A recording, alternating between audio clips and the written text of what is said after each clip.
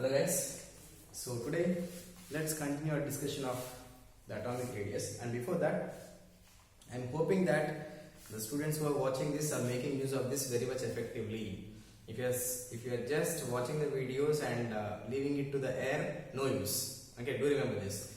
So whenever you are reading, sit with a paper and pen and notes, whatever you have, do understand. Not only I am talking about chemistry, read any other subject also. Okay. Just because you are at home doesn't mean that your way of study will be your wish. Okay, have a systematic way of your study. Alright, coming to the points. So in the last class we was talking about the atomic size, and before that Z effective. What is Z effective? Effective nuclear charge. And Z effective is depending on, what's the formula? Z effective is equals to Z minus sigma, where Z is atomic number. Sigma is what? Shielding constant. Z star is equals to Z minus sigma.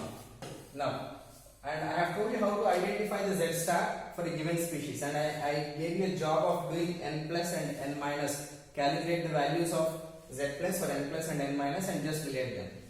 Hoping that you have done. Alright. So now, let's talk about the sigma. What is the factors affecting that sigma? Okay, that is, sigma stands for shielding constant or shielding effect.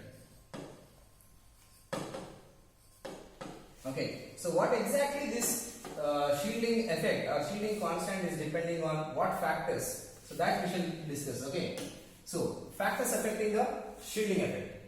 We basically have, that is, sigma depends on two factors, two main factors. One is the number of electrons that forms the shield,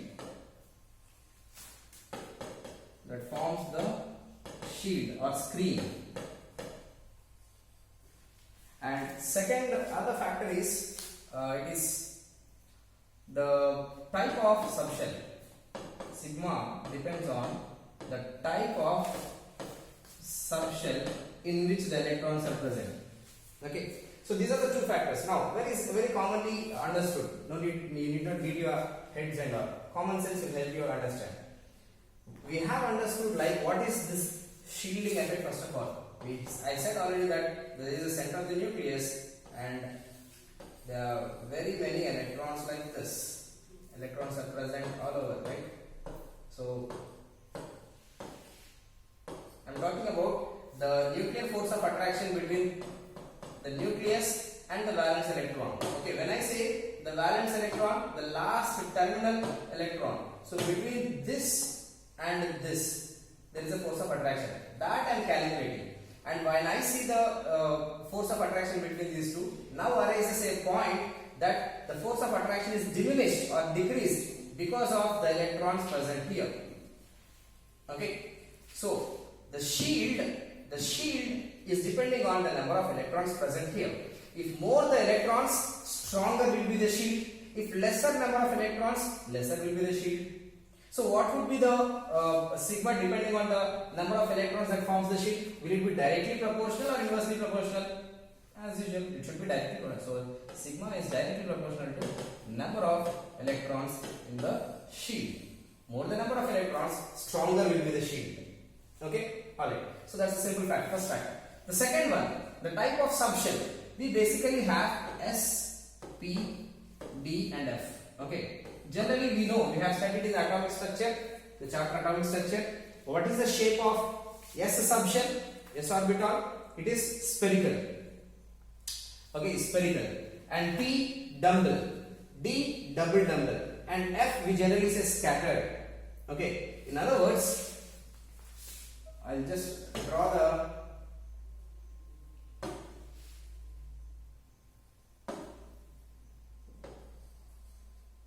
spherical, P is double and D is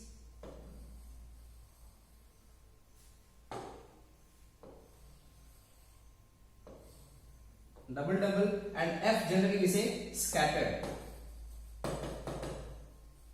Okay, so when I categorize the shapes of this, what do I mean by the way? What do I mean by the S and P and D and F? I mean, try to understand this point because most students miss it. what is exactly these shapes? In the theory that is we have studied, an electron is not just a particle, it is a wave. We have the dual theory, right? So according to that, by definition, what is an orbital? An orbital is, by definition, is like this. It is the maximum probability of finding an electron around the nucleus. Okay, one more time.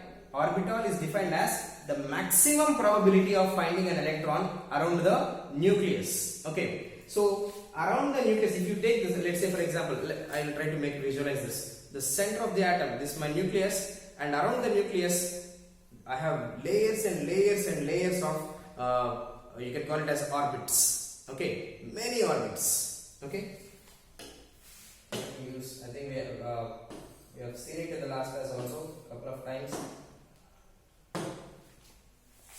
For example, let me take nitrogen. Okay, so in case of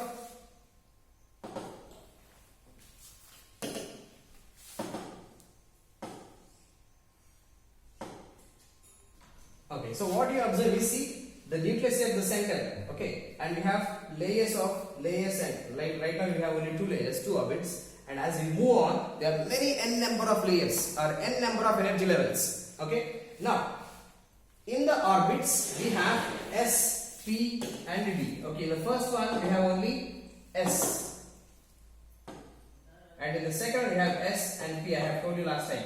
So S represents about what? Shape spherical. So what do I mean by this? The electron will be present around the nucleus somewhere in this region. Somewhere in this region. Okay, Heisenberg uncertainty principle. We know it, we have studied it. If not studied, what is Heisenberg uncertainty principle? We cannot find the position of an electron and the velocity. Okay, or you can call it as the mass into velocity, that is velocity and position of the electron. We cannot find both simultaneously. Okay, one more time. Heisenberg uncertainty principle states that change in the momentum and change in the position cannot be found at the same time. Okay, two terms are there: change in the momentum and change in the position. If you find the change in the momentum, you lose out the position. If you find somehow by various means, if you find somehow to the nearest possibility change in the position, you miss out the momentum. Okay, so you cannot find, for the microscopic particles, you cannot find both the terms simultaneously. That's what Heisenberg uncertainty principle says. Alright, now coming back. So S orbital, that means what? The electron will be randomly moving in this region only. For sure in this region, it will not come out of this region. So that region that we call as spherical shape, and that's why we give it as spherical. And if the electron is randomly moving, okay, in this particular region only, in this particular region, the electron cloud is in this region only, then we call it as P. If the electron cloud is in this region only, then we call it as D. Hope I am making some sense. Alright. So what is that related with the factor? Try to understand. We have the scenario like this. The shield that is formed. Let me take an analogy. Suppose. Okay, so I have an analogy like this. The nucleus is at here. Let's say like this is my shield. This is my shield. Nucleus is here, and the valence electron is somewhere here. Now I am comparing two cases. Case 1. This with the nucleus is here. My fist is the nucleus and the valence electron is here. This is case 1. Case 2. This is case 2. My fist is here. This is the shield and my electron is here. Okay. So in other words, let me put it like this. Okay. This is the shield. Okay. So the nucleus is here, and the valence electron is here. The strength of this shield is depending upon the cloud inside. We know that the valence electron is shielded by s electrons or s orbital, s subshell. Okay. So if I have the electron somewhere here, it is shielded by the valence electron is shielded by s subshell area. So here I have the nucleus and the valence electron is here. It is shielded by s area. So it provides a strong shield. It provides a strong shield. Whereas for the p case, now the electron cloud is diversified. Previously it was consolidated in one case. Okay, case 1 is this. It is electron cloud is consolidated at one area, and now p it is diversified. Yes or no? It is little diversified. So you have the electron cloud all over like this. Fine. So now the nucleus, let's say like the nucleus is here and the valence electron is here. So it is shielded by p, and d and f. Same third case. The nucleus is here and I have the electron is here, and now the electron cloud is still more diversified. Now question to you all. In which case the force of attraction will be lesser, and in which case the force of attraction will be greater? Okay, so give a logic to yourself. Commonly made mistake, sir, because the size is bigger, so that's why this will have more shield. No, you are going wrong already. Try to understand. Already here is my explanation.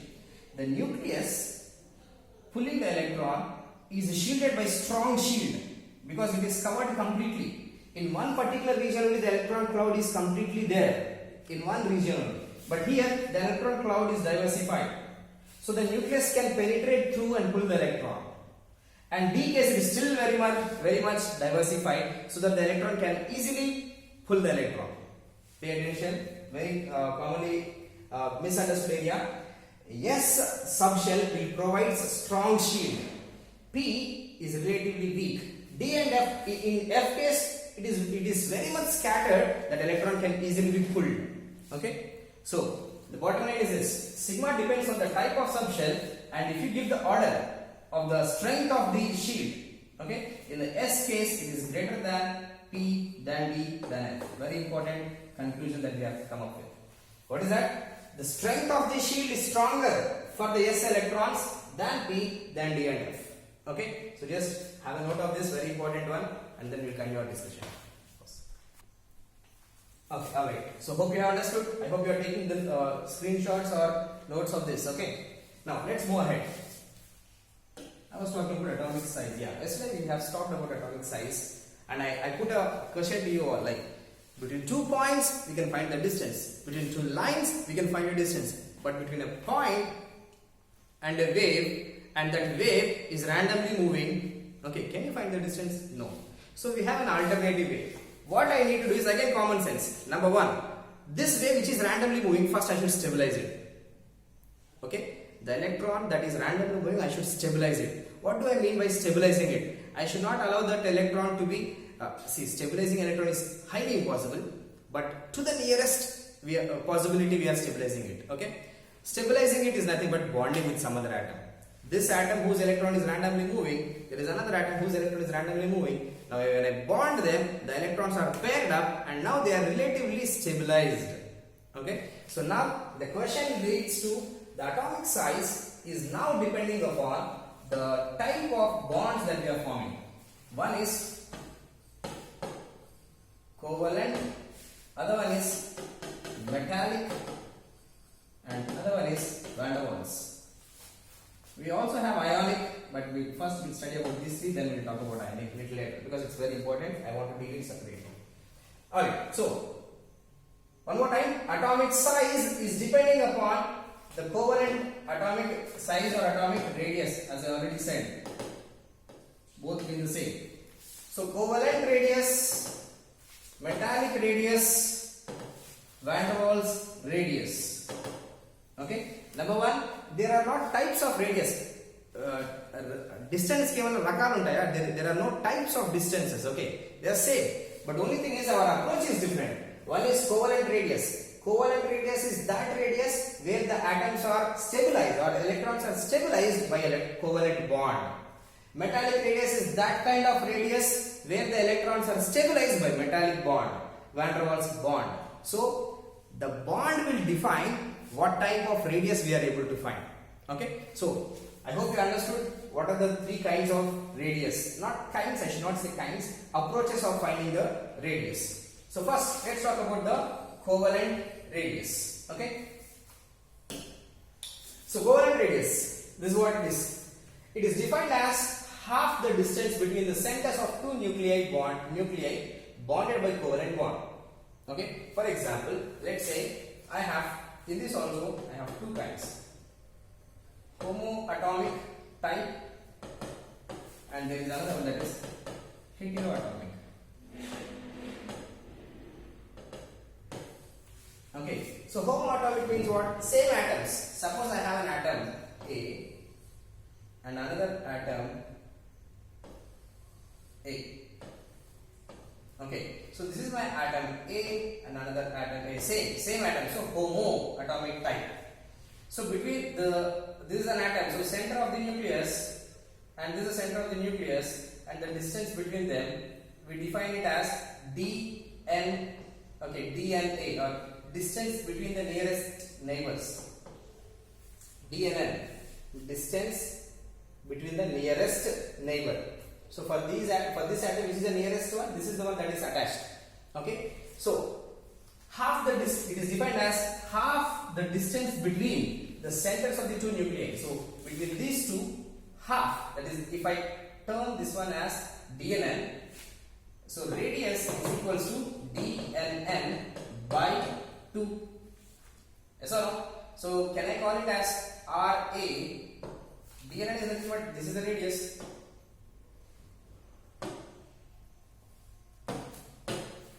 See, this is what from here to here is RA, and from here to here is again RA. So dnn is nothing but RA plus RA, 2RA. 2RA is equals to dnn. So RA is equals to dnn by 2. Logically also it is approaching the same. So half the distance between the two nuclei of what? What kind of bond it is? It is a covalent bond. Okay, fine. In the homoatomic case, very simple. Now let's talk about heteroatomic. In the heteroatomic case, again, for example,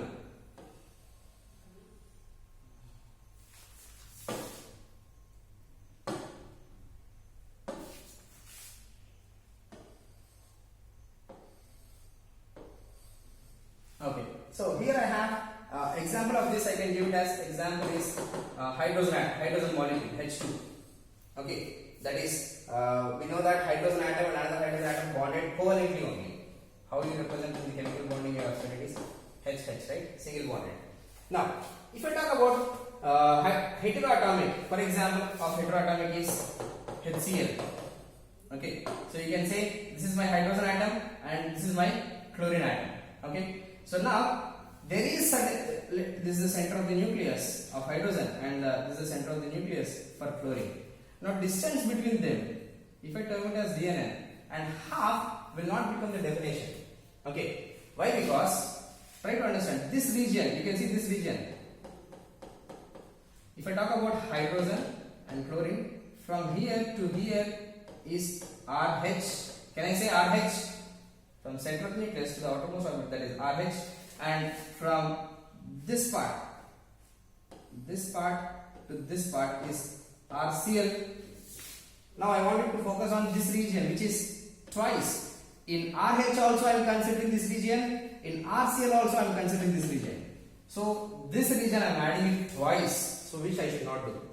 So now the expression is slightly changed here. That is dnn is equals to RH, or let me say as it now not H, I will use it as A. RA plus RB, this is my A and this is my B. RA plus RB minus 0.09 into XA minus XB. Okay, so dnn is this. Distance between the nearest neighbor is this. Once we find the dnn, radius sign sounds to be same. R is equals to dnn by 2. Okay. So in the previous case, dnn is very simple, RA plus RA. But here, RA plus RB is not dnn, because this particular region we are adding twice. So I need to subtract so that my dnn is perfect. So what I am doing is dnn is equals to RA plus RB minus, I am subtracting some amount, 0.09 into XA minus XB. Now this is where we mention about Xa and Xb speaks about the electronegativity difference. Electronegativity difference. Delta En. Okay? Delta En of what? Of A and B. Fine. Why is this arising? In days time, you will understand what is electronegativity completely. But as of now, try to understand. In case of hydrogen and hydrogen, how much of force of hydrogen is trying to pull the electrons this side? Same amount of force is experienced here also. But here, how much of hydrogen is trying to pull this side and this side? Is it the same? No. Chlorine has more electronegativity, so it pulls the electrons towards it more. Because of its more pulling, we see the atomic orbitals are overlapping. In this case, overlapping does not take place, and in this case, we have seen overlapping taking place. So, because of the overlapping of orbitals, we have to subtract some amount. And how much of amount is depending on what kind of electronegativity difference is there. How much of amount I should subtract? 0.09 is a factor into Xa minus Xb, where Xa and Xb represents about the electronegativity difference. So, depending upon the electronegativity difference, we can calculate DNA. And dnn by 2 will give me the radius. Okay, hope you understood. Just take these notes and we'll talk further. Alright, so one point I forgot to say. So, covalent radius generally we calculate for non-metals. Okay, so you take it as hydrogen is a non-metal, chlorine is a non-metal, hydrogen is a non-metal.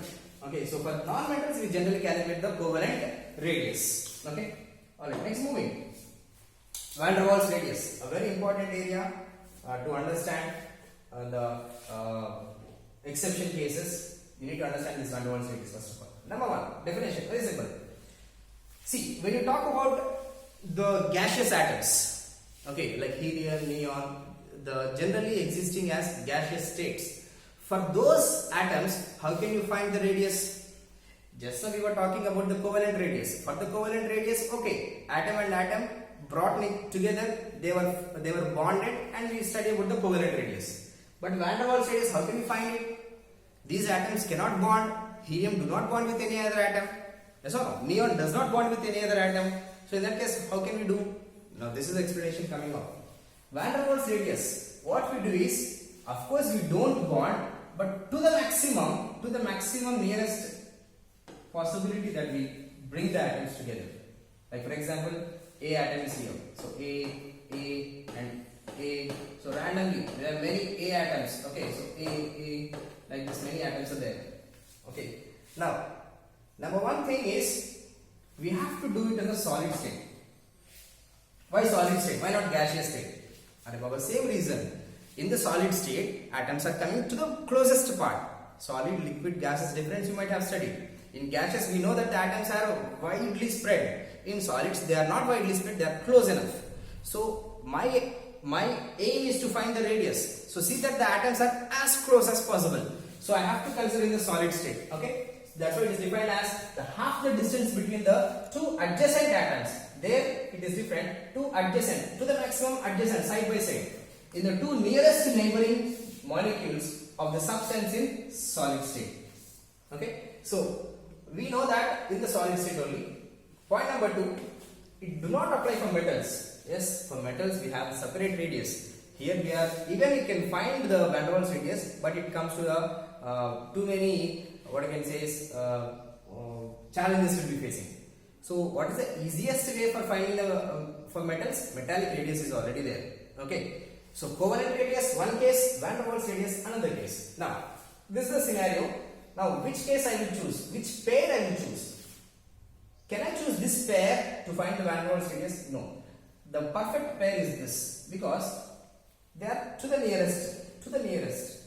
Of course, they are not bonding, but to the nearest. So the center of the nucleus to this center of the nucleus, between these two, whatever the distance is, that we consider as DNN, and half the distance will become the Van. Now, if I ask you logically, and tell me, half the distance would be somewhere here. Oops. Half the distance would be somewhere here. So radius of A, can it be this much? No. So what I meant to say is this: Van der Waals radius will not give to the perfect radius as in the case of covalent and Okay, but nearly we are approaching to nearest possible value. Okay, fine. So just definition wise, it is defined as this, and it does not apply for metals. So van der Waals radius is we might have studied again in physics or in various cases. Number one, van der Waals force. Van der Waals force exists everywhere. It exists everywhere. Number two, it is the weakest force. Remember this. The weakest force in the entire chemical bonding chapter. We have to remember this, that van der Waals force is the weakest force, and then the third one is it is a temporary one. Okay, the weakest itself will identify that it does not long last a longer time. Okay, so these 2 points, if you understand, very simple. So as long as the molecules are here, then only I can calculate the van der Waals. So these molecules, if they move, then van der Waals radius I cannot calculate. Now, if they move, now this is coming closer to each other. That pair I will be considering. Okay, so too many challenges that we have for van der Waals radius, but nevertheless, I hope you understood what is van der Waals radius. Alright, now last one. I hope pause my video, take down the notes, and then move ahead. Okay. Alright, so now let's move ahead. Metallic radius. Okay, so what is this metallic radius? Very simple, the name itself is suggesting metals. Covalent, generally for non-metals. Van der Waals, generally for the atoms that are in the gaseous form. We solidify it by cooling and then we calculate the van der Waals radius. And for metals, we have a separate one, that is metallic radius. Same story. It is half the distance between the two adjacent metal atoms in the metallic crystal lattice. Okay, what is this word you study in 12th standard? But as if now, common sense is it's like a solid. Okay, just like van der Waals, we have solidified and then found the radius. Same thing. The metals have to be solidified or solid, crystal solid actually. So that in that crystal solid, we'll find the radius of metals. Okay. So for this also, it is, that is radius of A is half the distance, as simple as that, dln by 2. Okay, nothing much. So it is generally calculated for metal atoms only. Fine. So just have a note of this. And now the point is, how do we relate them? If I ask you relation between R covalent, R metallic, and R van der Waals. Okay, what would be the order of these radii? Remember this, R van der Waals is always the largest, then R metallic, then R covalent. Very important relation. Van der Waals radius is always the largest radius, then metallic, then covalent. Reason very clearly, R metallic means what? The atoms, metal atoms which are closer to each other, and between them the D, N, we find it, and half the distance will be R. Okay, that is for sodium metals, sodium, potassium, various metals. So this is what DNL for metals. If I talk about van der Waals, just now we have seen in the van der Waals case. Okay, are the atoms bonded to each other? No, they are not bonded. They are not bonded actually. So there is a distance between them. There is a distance between these two. Of course, this is DNL, but there is a distance. The greater the distance, greater will be the radius. And in the covalent, you can see that there is a plunging, or the orbitals are like penetrating into the one another. So the molecules are penetrating into one another. So because of this, the DNL is smaller. So the bottom line of the discussion is this: van der Waals, there is no penetrating at all. Metals, they are touching superficially. Covalent, they are penetrating deeper. So because they are penetrating into deeper, the radius is the smallest, than metallic, than van der Waals. Okay. So with this we stop today. In the next class, very important radius, that is ionic radius. And do take down the notes, pause the video or take the screenshots, make up your own notes, whatever I have said, and apply it. Okay, and the doubt session also I want today, from today onwards, in fact the other day onwards, we'll be having the doubt session like afternoon somewhere or 2 o'clock around. So post your questions, and if any doubts are there, do ask me then and there. Okay. See that you are, even though you are at home, you are participating in the discussion. Okay. All right. See you in the next class.